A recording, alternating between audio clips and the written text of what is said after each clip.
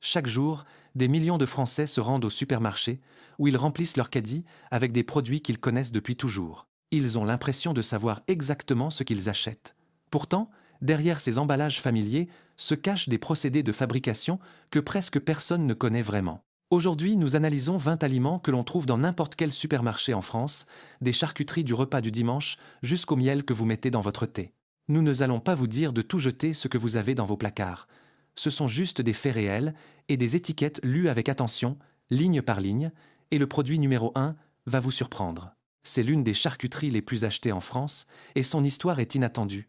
Nous commençons avec le numéro 20. Numéro 20, les Knacky saucisses de Strasbourg. Un paquet de 6 pièces coûte entre 1, 50 et 3 euros et se retrouve chaque semaine dans les sandwichs de millions d'enfants en France, étant souvent un repas rapide après le sport ou l'école. Leur base est la viande séparée mécaniquement, VSM.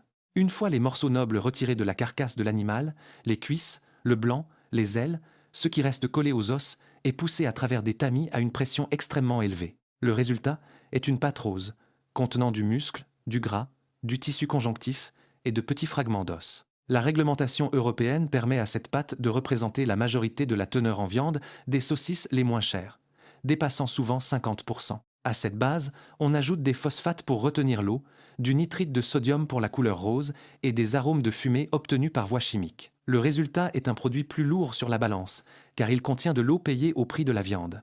Gardez ce procédé en tête, car vous le retrouverez plus loin dans une charcuterie présente dans la cuisine de presque toutes les familles en France, une charcuterie à laquelle personne ne s'attendrait.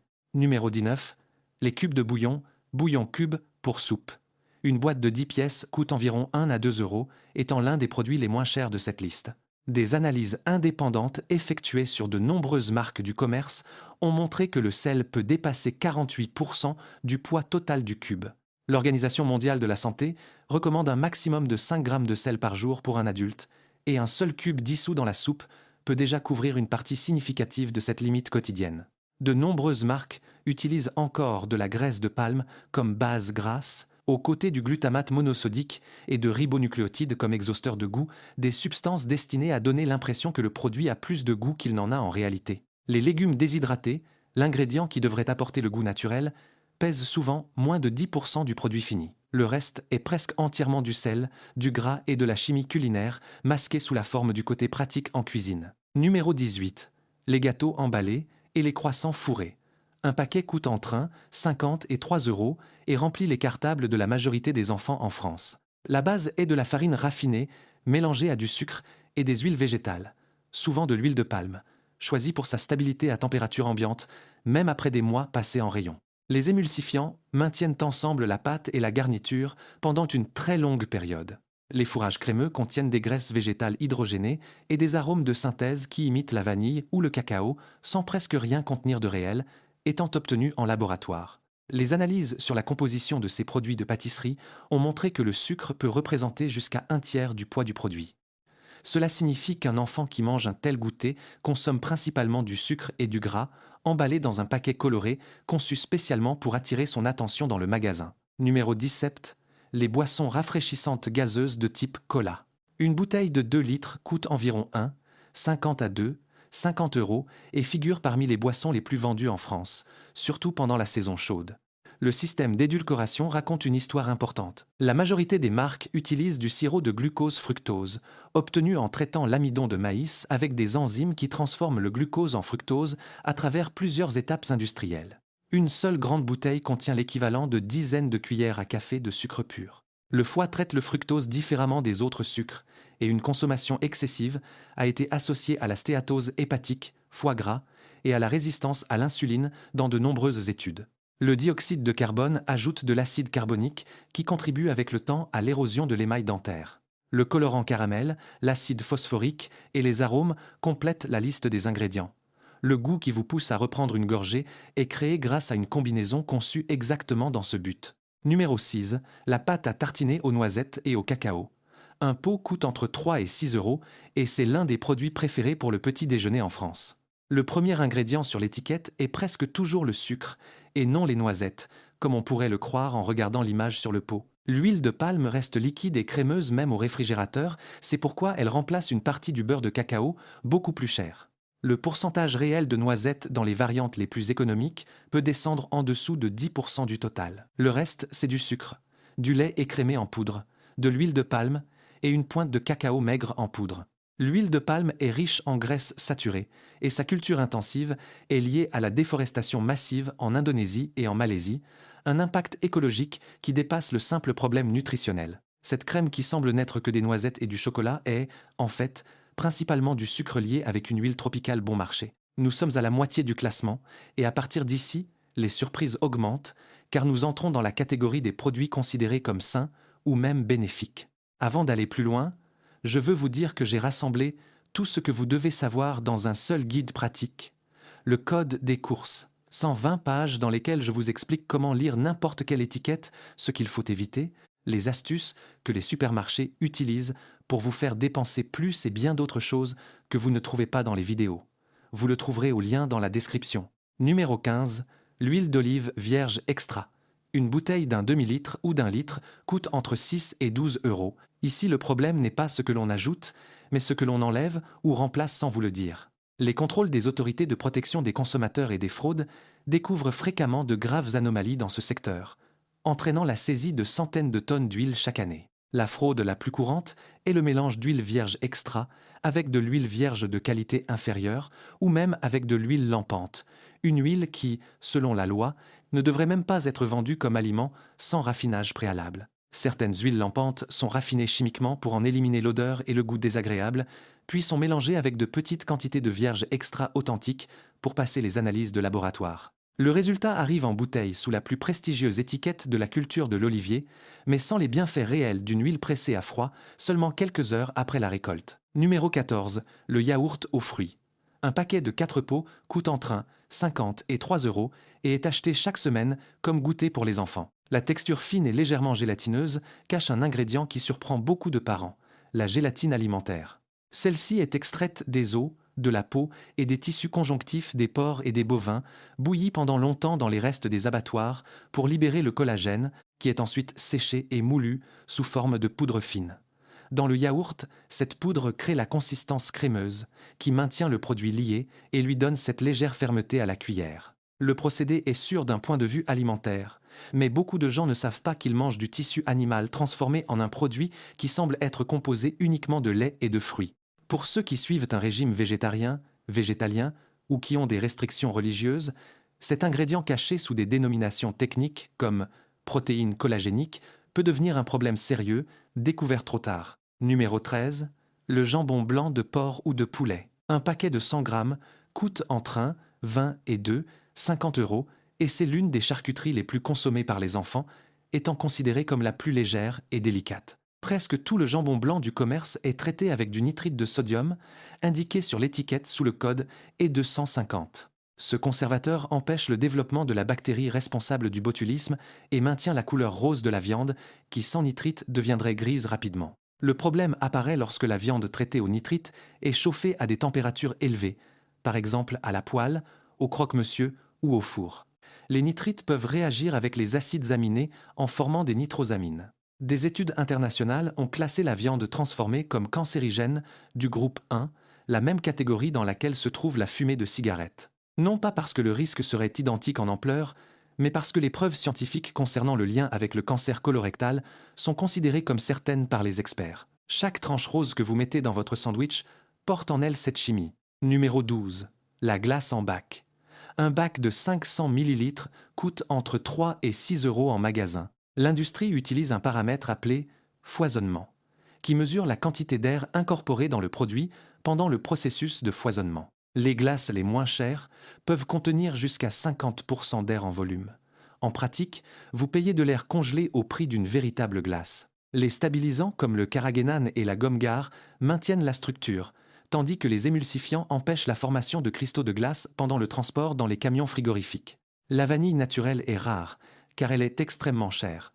À sa place, on utilise de la vanilline de synthèse, souvent obtenue à partir de lignine, un sous-produit de l'industrie papetière. Comparer le poids en grammes de 2 bacs au volume identique en millilitres vous en dira plus que n'importe quel texte pompeux sur l'emballage. Numéro 11. La mayonnaise du commerce. Un bocal de 400 ml coûte entre 1, 50 et 3 euros et se trouve dans presque tous les réfrigérateurs en France. La mayonnaise maison ne contient que de l'huile, des œufs, du vinaigre ou du citron et du sel, avec une conservation de seulement quelques jours. La variante industrielle ajoute des conservateurs spécifiques pour prolonger la durée de conservation de quelques jours à plusieurs mois en rayon et au réfrigérateur. Les œufs utilisés sont presque toujours pasteurisés et sous forme de poudre, non frais.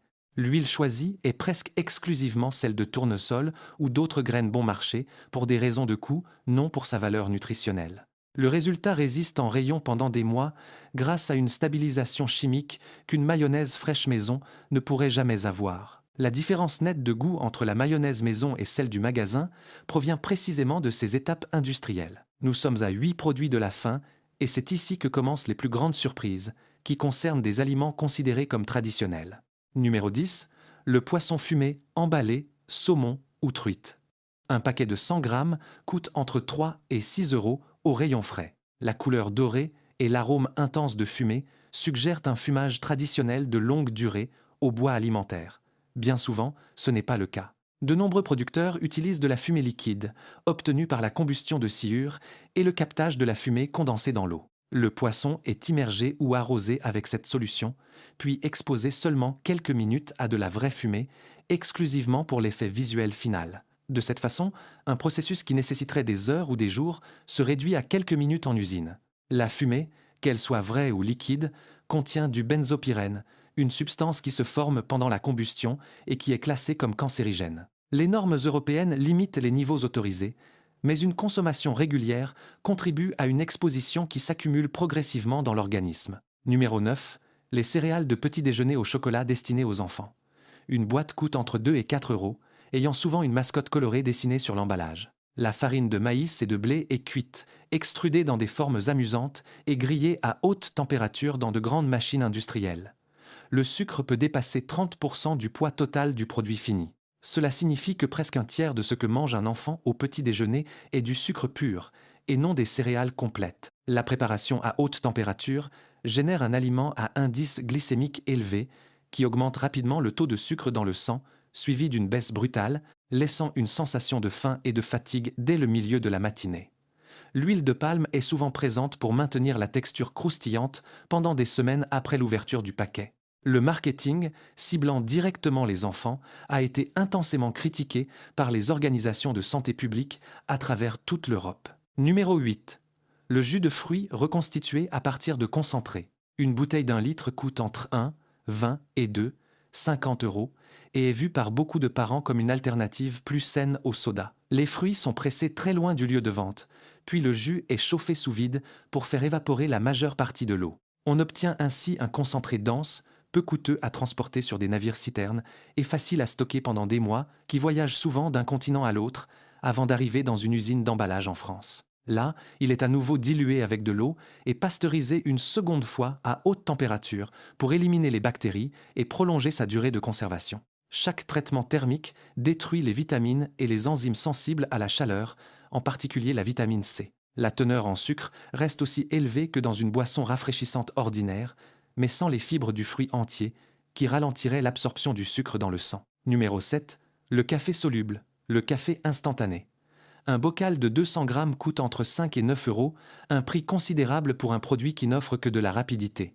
En France, le café moulu ou en grains reste le préféré de la majorité, mais le café soluble se trouve encore dans beaucoup de cuisines. Le processus de production utilise souvent des grains de café robusta, moins chers et plus amers que ceux d'arabica. Ceux-ci sont torréfiés, moulus et extraits avec de l'eau sous pression à des températures très élevées, proches de 250 degrés Celsius. Cette extraction agressive extrait des composés qui ne sortiraient jamais dans une cafetière ordinaire. Le liquide concentré est ensuite séché par 2 méthodes principales, l'atomisation-pulvérisation, dans un jet d'air chaud, ou la lyophilisation, congélation rapide, suivie de l'évaporation de la glace sous vide. Les 2 procédés soumettent le café à un stress chimique. Les températures élevées peuvent favoriser la formation d'acrylamide, le même composé que l'on retrouve aussi dans les chips. Numéro 6. Le miel d'abeille. Un pot de 400 grammes coûte entre 4 et 8 euros, étant l'un des produits les plus chers de cette liste. Le miel a été apprécié pendant des millénaires pour ses propriétés naturelles et antibactériennes. Aujourd'hui, le marché fait face à un grave problème d'adultération. Les contrôles réalisés par les autorités européennes ont montré qu'une partie significative du miel vendu en supermarché présente des signes clairs de fraude alimentaire. Le truc le plus utilisé est le mélange du miel naturel avec du sirop de maïs ou de riz bon marché, le chauffage du mélange, l'ajout d'arômes artificiels et l'ajustement de la couleur avec du caramel. Le faux miel s'homogénéise parfaitement avec le vrai, rendant la fraude presque impossible à détecter sans analyse complexe en laboratoire. Certains produits subissent une ultrafiltration sévère pour retirer le pollen, empêchant ainsi l'identification de l'origine géographique réelle. De plus, le chauffage excessif détruit les enzymes naturelles qui rendent le miel cru vraiment bénéfique pour la santé. Numéro 5, la saucisse à cuire, le saucisson à l'ail bas de gamme ou la margarine. Prenons comme exemple la margarine. Un paquet de 250 G coûte entre 1 et 2 euros en magasin. Pendant des décennies, elle a été promue comme l'alternative saine au beurre. La production part d'huile végétale liquide, de palme, de colza ou de tournesol, choisie selon le prix. Pour les transformer en état solide et tartinable, on utilisait autrefois intensément l'hydrogénation partielle, un procédé qui introduisait de l'hydrogène dans l'huile à forte pression en utilisant un catalyseur au nickel. Ce procédé crée des graisses trans associées directement à un risque accru de maladies cardiovasculaires. L'Organisation mondiale de la santé recommande l'élimination complète des graisses trans artificielles de l'alimentation. Bien que de nombreux producteurs aient réduit ces graisses ces dernières années, ils les remplacent souvent par des huiles entièrement hydrogénées mélangées à des huiles liquides par un procédé appelé interestérification, dont les effets à long terme sont encore peu étudiés. Il ne nous reste plus que 4 produits et nous arrivons aux 2 qui ont le lien le plus direct entre eux, un lien que vous découvrirez tout à la fin. Numéro 4. Les chips de pommes de terre. Un paquet coûte entre 20 et 50 euros, ce qui est un prix réduit par rapport au volume, raison pour laquelle on en consomme en si grande quantité. Les pommes de terre sélectionnées ont une teneur élevée en amidon et en asparagine, un acide aminé. Elles sont coupées en tranches fines et frites dans l'huile à des températures comprises entre 170 et 190 degrés Celsius dans des friteuses industrielles en continu. Pendant la friture à haute température, l'asparagine réagit avec les sucres naturels de la pomme de terre dans un processus appelé réaction de Maillard, qui crée la couleur dorée et le goût caractéristique. La même réaction produit aussi de l'acrylamide, une substance classée comme probablement cancérigène pour l'homme par les agences de sécurité alimentaire. Certains tests ont indiqué des niveaux d'acrylamide dans les chips comparables, en doses assimilées, à ceux de la fumée de cigarette. L'huile de friture est souvent celle de palme et le glutamate monosodique est ajouté dans de nombreuses variantes aromatisées pour intensifier le goût et vous inciter à reprendre une poignée dans le paquet. Numéro 3. Le fromage fondu en tranches pour sandwich ou burger. Un paquet de 10 tranches coûte entre 50 et 3 euros. La base est constituée d'une petite quantité de vrai fromage, souvent des restes ou des chutes de qualité inférieure qui ne pourraient pas être vendus en morceaux entiers. Cette base est fondue avec des sels de fonte, en particulier des phosphates et des citrates, qui décomposent la structure des protéines et permettent de les mélanger avec de l'eau, des huiles végétales et des protéines de lait ajoutées en laboratoire. Dans de nombreux pays européens, d'un point de vue légal, ces produits ne peuvent même pas porter la simple dénomination de fromage, sur l'étiquette étant mentionnée la formule « préparation à base de fromage » ou « spécialité alimentaire fondue » écrite en petits caractères. La quantité de phosphate ajoutée a attiré l'attention des chercheurs qui étudient la fonction rénale, car une consommation excessive de phosphate industriel peut surcharger les reins au fil du temps. Leur capacité impeccable à fondre provient précisément du démontage de la structure naturelle du fromage et de sa reconstruction avec des additifs alimentaires. Numéro 2. La viande en conserve, le corned beef ou le pâté, plat de viande de bœuf ou porc en conserve. Une boîte de 200 grammes coûte entre 50 et 50 euros et peut rester dans le placard pendant des années comme réserve d'urgence. Les morceaux de viande utilisés sont souvent de qualité inférieure, hachés et mélangés avec de l'eau, du sel et du nitrite de sodium comme principal conservateur. Le mélange est cuit directement dans la boîte et scellé sous pression pour créer une fermeture hermétique qui permet une conservation pendant plusieurs années sans avoir besoin de réfrigérateur. La consommation régulière de viande transformée, y compris les variantes en conserve, a été associée dans de nombreuses études à un risque accru de maladies cardiaques et de tumeurs du système digestif. La teneur élevée en sel et en conservateurs reste une préoccupation constante pour ceux qui en consomment souvent, la considérant comme une option pratique et inoffensive. Nous sommes arrivés au numéro 1, la charcuterie qui se trouve sur presque tous les plateaux traditionnels en France. Numéro 1. Le cervelas ou le saucisson à l'ail, mortadelle industrielle du commerce.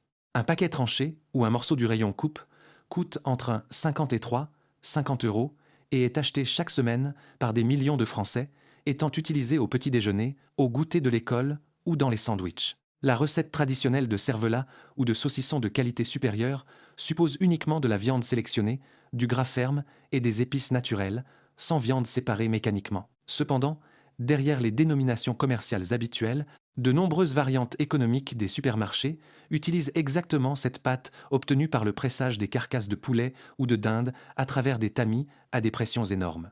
Il s'agit de la même technique que celle que nous avons vue pour les knackis au numéro 20.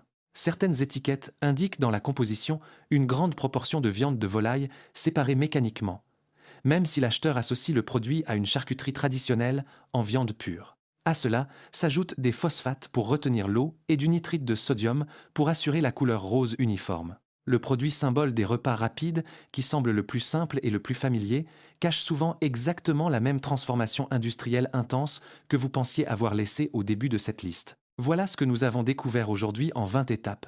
20 produits que vous avez achetés pendant des années, sans lire l'étiquette jusqu'au bout, des knackis les moins chers jusqu'au cervelas du sandwich quotidien.